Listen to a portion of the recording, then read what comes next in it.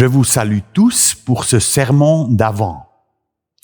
Le prophète Amos nous donne une merveilleuse promesse surprenante de Dieu.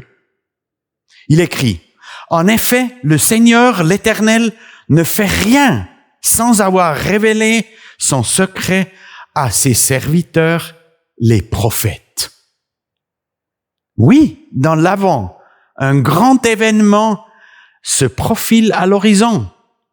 Dieu vient aux hommes. Dieu se fait homme.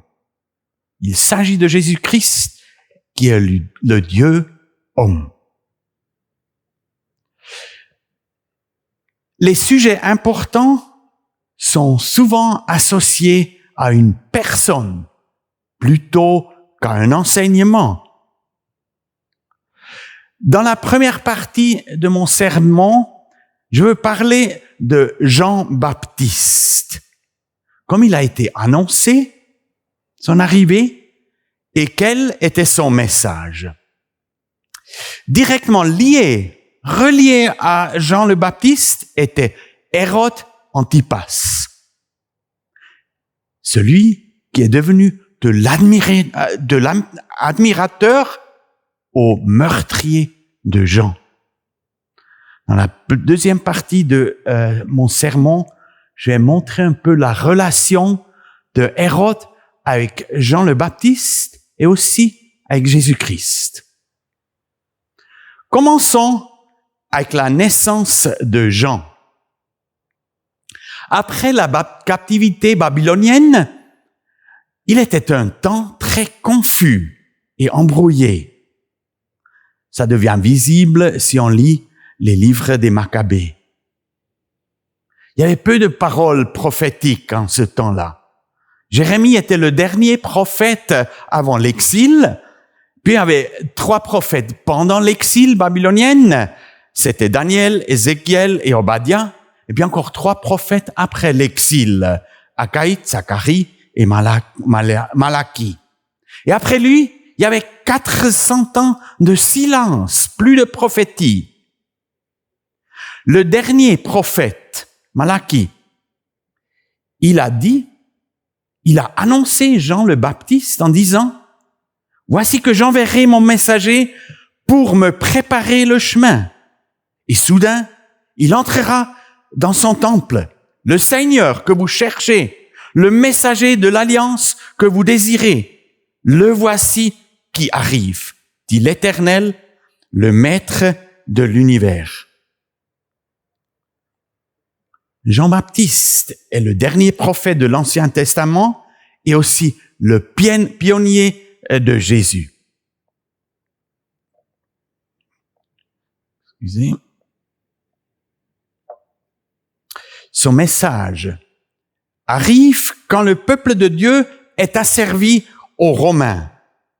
Je vais lire maintenant ce texte où Jean-Baptiste est annoncé. Nous lisons en Luc 1, les versets 5 à 17. Là, c'est écrit, « Durant le règne d'Hérode sur la Judée, il y avait un prêtre du nom Zacharie, de la classe d'Abia. Sa femme était une descendante d'Aaron et s'appelait Élisabeth. Tous deux étaient justes devant Dieu. Ils suivaient d'une manière irréprochable tous les commandements et toutes les lois du Seigneur. Ils n'avaient pas d'enfants parce qu'Élisabeth était stérile et ils étaient l'un et l'autre d'un âge avancé. Or, pendant que Zacharie remplissait sa fonction de prêtre devant Dieu, c'était le tour de sa classe, il fut désigné par le sort, d'après la règle en vigueur pour les prêtres, pour entrer dans le temple du Seigneur et y brûler le parfum. Toute la multitude du peuple était dehors en prière à l'heure de l'offrande du parfum. Alors, un ange du Seigneur apparut à Zacharie et se tint debout à droite de l'autel des parfums. Zacharie fut troublé en le voyant et la peur s'empara de lui. Mais l'ange lui dit, « N'aie pas peur, Zacharie, car ta prière a été exaucée. Ta femme Élisabeth te donnera un fils et tu l'appelleras Jean. Il sera pour toi un sujet de joie et d'allégresse, et beaucoup se réjouiront de sa naissance, car il sera grand devant le Seigneur. Il ne boira ni vin, ni boisson alcoolisée, et il sera rempli de l'Esprit Saint dès le ventre de sa mère. Il ramènera beaucoup d'Israélites au Seigneur, leur Dieu. Il marchera devant Dieu avec l'esprit et la puissance d'Élie pour ramener le cœur des pères vers leurs enfants et les rebelles à la sagesse des justes, afin de préparer pour le Seigneur un peuple bien disposé. Dans ce texte, nous voulons maintenant un peu faire attention à comment cette histoire s'est passée et que devait faire ce fils qui était promis. Nous avons lu que Zacharie et Élisabeth, les deux, vivaient selon la volonté de Dieu. Cela ne les a pas rendus justes devant Dieu, parce que eux aussi, ils avaient le péché originel. Mais la foi en Dieu les rend prêts à être un instrument de Dieu. Les deux étaient dans la grande tristesse. Ils étaient sans enfants, infertiles et vieux. Cela les a rendus ouverts à la voix de Dieu. Cela les prépare à l'aide, à accepter l'aide de Dieu. Quel que soit ton chagrin, qu'il serve pour t'attirer vers Dieu. Maintenant, quand Zacharie était dans le temple, dans le sanctuaire, tout d'un coup, l'ange de Dieu apparaît. Cela l'a effrayé, cela lui a fait peur. C'était extraordinaire, c'était un miracle. Mais l'ange lui dit, dans sa peur, « N'aie pas peur !» L'ange a pris au sérieux ses sentiments. C'était comme chez Marie, qui elle aussi avait peur, mais qui a reçu la même réponse de l'ange, « N'aie pas peur !» Maintenant, quel était le message de cet ange? Il lui a dit que ses prières, les prières de ce couple, étaient exaucées, étaient entendues dans leur grand chagrin.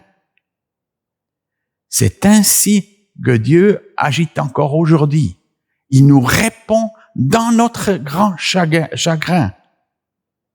C'est dans la souffrance que nous faisons davantage l'expérience aussi la plus claire de Dieu. Et là-dedans, nous pouvons le découvrir, parfois à travers de beaucoup de patience. Patient d'ailleurs. Quel était l'âge de Zacharie? Il est mentionné qu'il était d'un âge avancé, qu'il était déjà très âgé. C'était quel âge? La loi nous dit que, comme Zacharie pratiquait encore dans le temple, il devait avoir plus que 30 ans, mais il n'avait pas encore dépassé les 50 ans.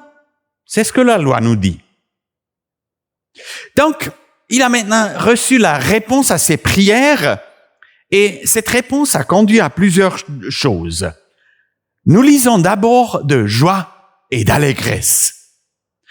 Bien sûr que d'abord, c'était une joie, une grande joie pour Zacharie et sa femme Élisabeth.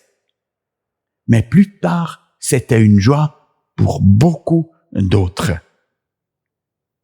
Aussi pour moi, parce que c'était le premier signe que Jésus va arriver pour nous sauver.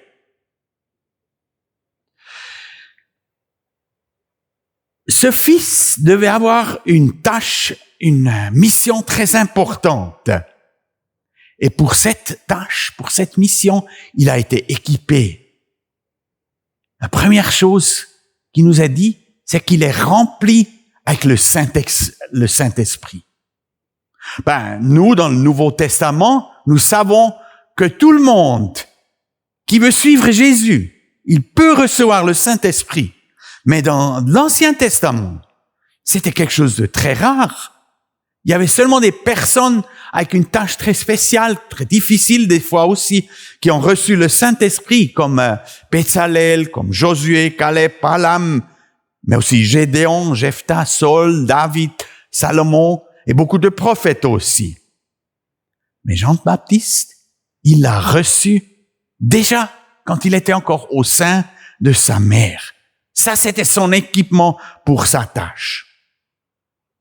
Mais maintenant, l'autre question, qu'est-ce qu'il devait faire? Quelle était la tâche? Nous voyons dans ce texte au moins 4 tâches qu'il a dû prendre. La première tâche, c'est ramener le peuple à Dieu. Ramener le peuple à Dieu. C'est d'ailleurs une tâche que Jésus nous a donnée, nous aussi, qui suivons Jésus. Nous avons la tâche de ramener beaucoup de gens à Dieu. Il est parlé d'une deuxième tâche, c'est la réconciliation des familles. Et c'est encore précisé que c'est la tâche des pères de prendre l'initiative pour remettre la paix dans les familles, réconcilier les pères avec les enfants. La troisième tâche, c'est accomplir la volonté de Dieu. Aller devant lui, c'est mentionné. N'est-ce pas, la foi, elle est bonne quand elle porte des fruits. Et l'accomplissement de la volonté de Dieu, c'est un fruit de la foi. Et pour finir, la quatrième tâche, je dirais la tâche principale, c'est préparer la venue du Seigneur, la venue de Jésus-Christ. Il parle de préparer par la pénitence, il parle de préparer en se tournant vers Dieu. Nous verrons encore des détails de ça plus tard. Et il parle de rendre visible la pénitence en se baptisant par le baptême. Ça, c'était les tâches de Jean le Baptiste. Nous voulons maintenant passer à l'autre personne principale de notre histoire, c'est Hérode Antipas. Qui était ce Hérode Antipas? Il était un des fils de Hérode le Grand. Hérode le Grand, c'est celui qui a fait assassiner les enfants à Bethléem. Il était obsédé par le pouvoir, il était suspicieux, il était de sang-froid, mais il était aussi obsédé par la construction. Antipas, son fils, quand le royaume de son père a été réparti, il a d'abord reçu seulement une petite partie, le Golan. Plus tard, il a aussi reçu la Pérée. Lui aussi, il aimait construire. Il a fondé la ville de Tibériade comme une ville vraiment hellénistique. Et il a construit bien d'autres choses encore. Il a marié la fille du roi de Pétra, la fille d'Arétas. Mais plus tard, il a pris la femme de son frère Philippe, la Hérodias, qui était aussi sa nièce. Pour ça, bien sûr, il a dû expulser la fille de Arétas. Et son ancien beau-père, le roi de Pétra, il l'a humilié par une guerre frontalière très, très forte. Nous voyons maintenant encore une fois la famille de Hérode, donc Hérode le Grand, qui était vraiment une personne très, très puissante. Après Hérode Antipas, duquel nous parlons, puis son frère Hérode Philippe, le premier, et finalement Hérodiade, l'épouse des deux. Et voici la carte avec le royaume d'Hérode le Grand et sa répartition parmi ses fils, avec Antipas, avec le Golan, et plus tard avec la Bérée. Voilà, ça c'est Hérode Antipas. Maintenant, quelle était la relation entre Hérode et Jean le Baptiste? Le grand prédicateur américain, Moody, il a écrit « Je n'aurais jamais cru que cette canaille sanguinaire qui a décapité Jean le Baptiste n'ait jamais perdu une pensée au salut de l'âme, de son âme. » Mais il l'a fait. Nous en lisons dans les évangiles, et le passage clé de ça, c'est Marc 6, le verset 20.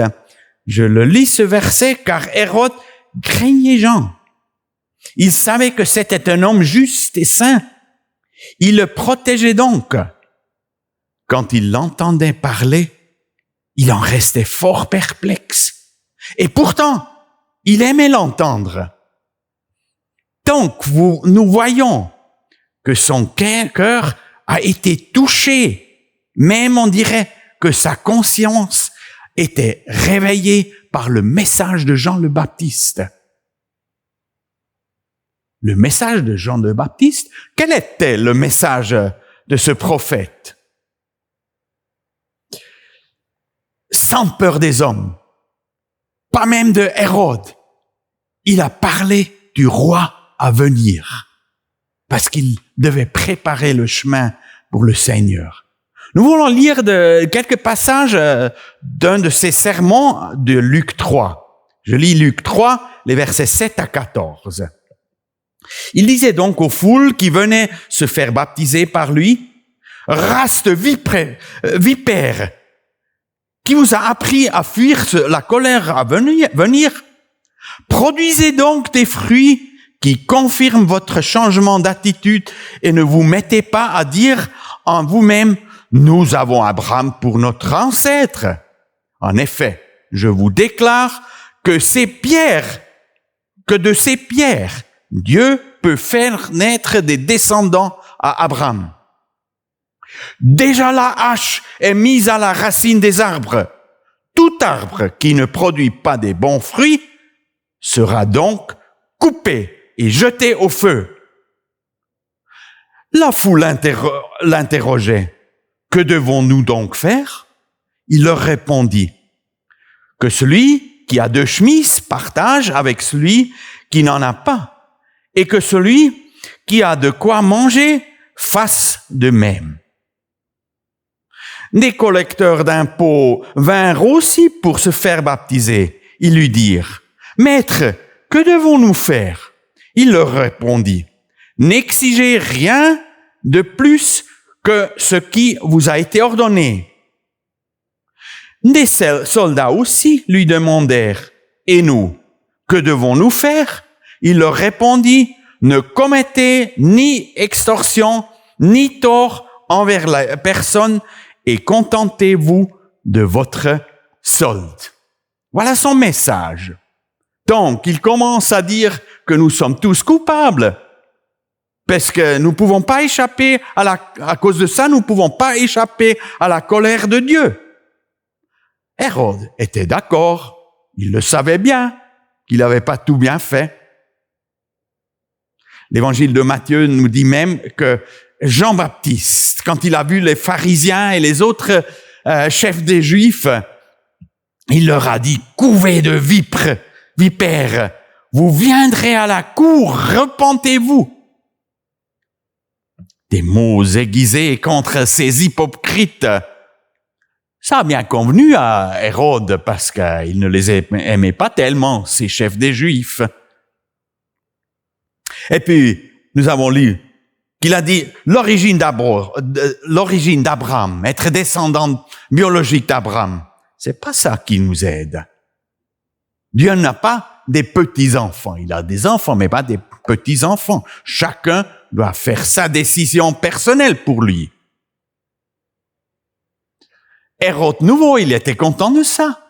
Parce que lui, il n'était pas juif, il n'était pas descendant d'Abraham. Et si Jean dit que c'est pas ça qui nous aide, tant mieux pour lui. Les gens avaient bien compris le message. Ils ont donc posé la question, mais que devons-nous faire? Puis la réponse, si vous avez 2 chemises, partagez une à un pauvre. Si vous avez de quoi manger, partagez-le avec les pauvres.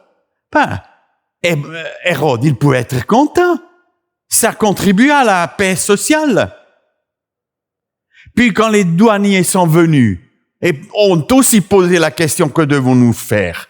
Ben, il leur a dit, soyez honnêtes. Tant mieux pour Hérode, hein? C'est bien qu'ils arrêtent un peu de tricher. Puis les soldats, ils devaient pas avoir recours à la fausse violence et devraient faire preuve de parcimonie. Ça lui a aussi convenu. Il en était donc fort content. Jean-Baptiste était un homme pieux et honnête. Hérode était content. Aussi long que son sermon touchait les autres. Hein? Nous nous y retrouvons tout de suite, parce que c'était un peu du type que j'entends des fois. Ah, cet autre sermon, lui là, il devrait l'entendre. Je vais tout de suite acheter un enregistrement pour lui donner, qu'il l'entende. C'était un peu ce que Hérode rendait content. Mais si ça devenait personnel pour lui, c'est autre chose. Nous lisons plus loin dans le chapitre, verset 19. Cependant, Hérode le tétrarque, à qui Jean faisait des reproches au sujet d'Hérodiade, la femme de son frère, et de toutes les mauvaises actions qu'il avait commises, ajouta encore à toutes les autres celle d'enfermer Jean en prison. Jean-Baptiste a dénoncé le double adultère avec Hérodias. Il a condamné les autres choses qu'il a mal fait et pour lesquelles il était tristement célèbre. Et quand je lis ça, ça m'embarrasse. Jean-Baptiste, il a payé son courage plus tard avec la liberté d'abord et avec sa tête plus tard. Et pourtant, il devait savoir, il devait en tenir compte. Il avait connu Hérode. Et moi, des fois, quand j'aurais dû dire quelque chose, ou je devais m'attendre peut-être à un peu perte d'honneur, j'ai eu peur.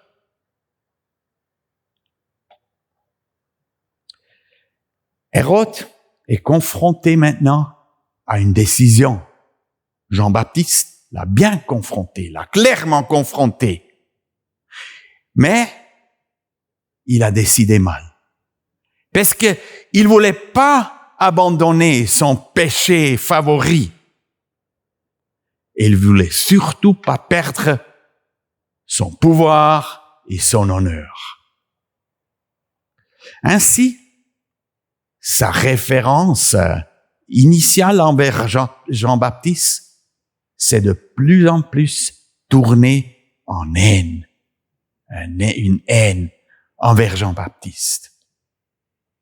Hérode a fait mettre Jean-Baptiste en prison, sous pression de sa femme Hérodiade. Elle a même voulu le tuer, mais là, Hérode a d'abord pas été d'accord. Il a souvent appelé Jean-Baptiste parce qu'il aimait bien l'entendre, voulait l'écouter. Mais un jour, il a fait une promesse négligente à la fille de sa femme, d'Hérodiade.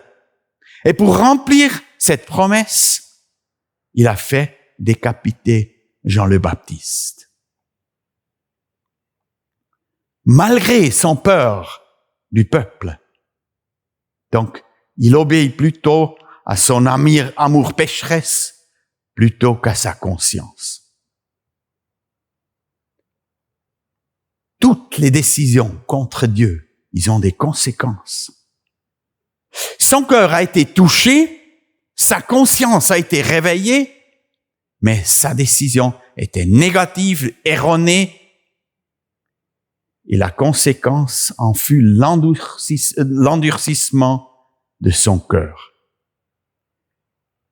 Il a perdu la liberté, sa liberté de décider, et cela, c'est une conséquence fréquente d'une décision contre Dieu. Puis il est devenu esclave de ces circonstances où il s'est mis dedans de soi-même.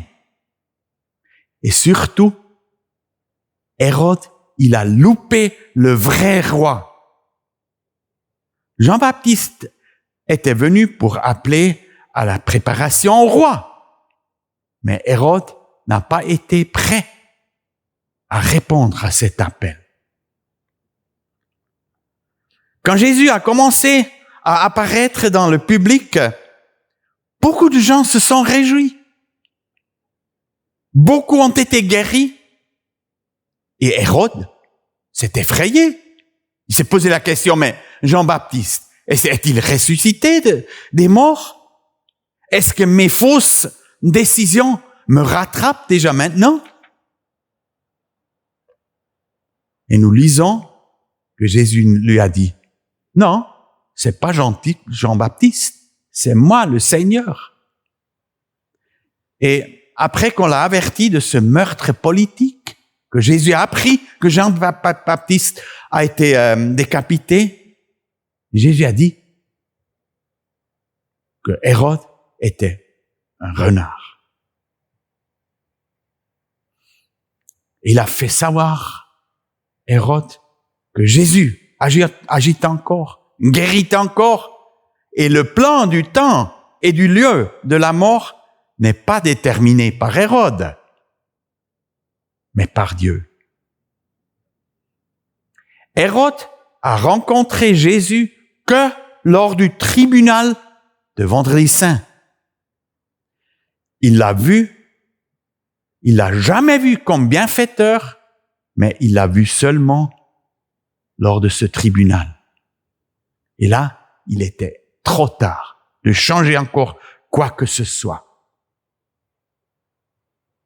Veux-tu rencontrer Jésus comme bienfaiteur, comme celui qui guérit, celui qui sauve, ou veux-tu le rencontrer comme juge? Hérode, avec ses actions, surtout aussi devant le tribunal, Hérode est devenu le complice de la mort de Jésus.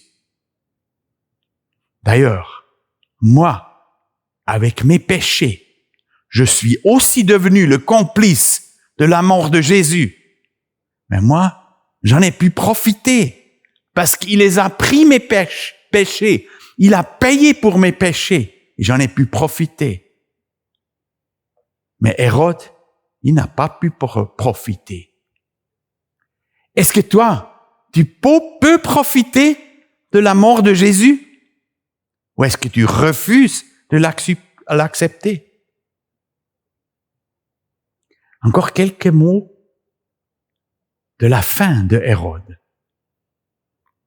Avec sa mauvaise décision, où il a essayé de garder son honneur, son pouvoir, sa domination, il a quand même tout perdu. Comment ça s'est passé? Son frère Agrippa, nous en lisons plus tard de l'apôtre Paul, son frère Agrippa, il est devenu roi. Pourquoi lui et pas moi? Le plus grand ennemi du bonheur, c'est la comparaison. Donc, sa femme Hérodias l'a poussé à voyager à Rome pour aussi devenir roi.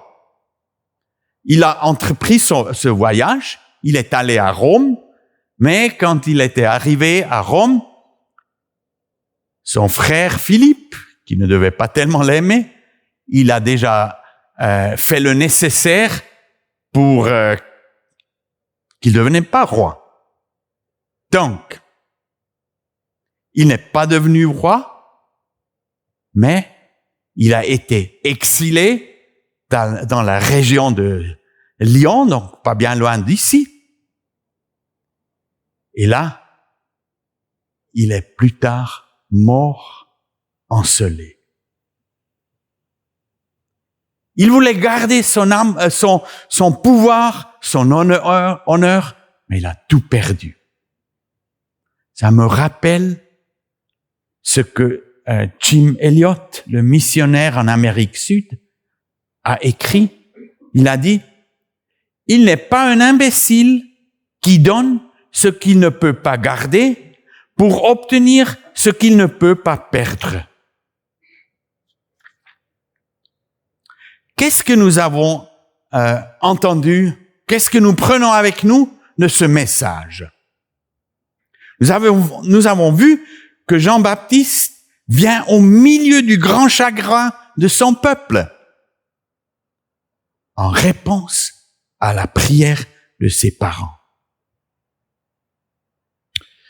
Sa venue était une grande joie, d'abord pour ses parents, mais plus tard pour le monde entier, pour tous ceux qui l'acceptent.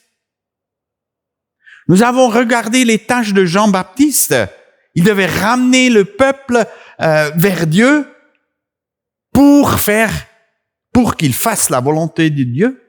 Il devait ramener les familles, réconcilier les familles. Il devait préparer son peuple pour le Messie. Et puis Hérode, il était touché du message de Jean-Baptiste. Sa conscience était éveillée, mais il a pris la fausse décision. La conséquence était qu'il est devenu esclave des circonstances. Une autre conséquence était qu'il a manqué le Messie en tant que sauveur et roi. Et quelle tragédie! Il a perdu son pouvoir et son honneur, tout ce qu'il voulait garder, il l'a perdu de toute façon. C'est pour ça que je vous encourage. Préparons-nous à recevoir le roi. Nous fêterons bientôt sa naissance. Préparons-nous à le recevoir et nous serons sauvés par lui. Par sa vie, par sa mort et surtout par sa résurrection. Que Dieu vous bénisse. Je vous souhaite à tous des jours de fête bénis. Que Dieu vous bénisse.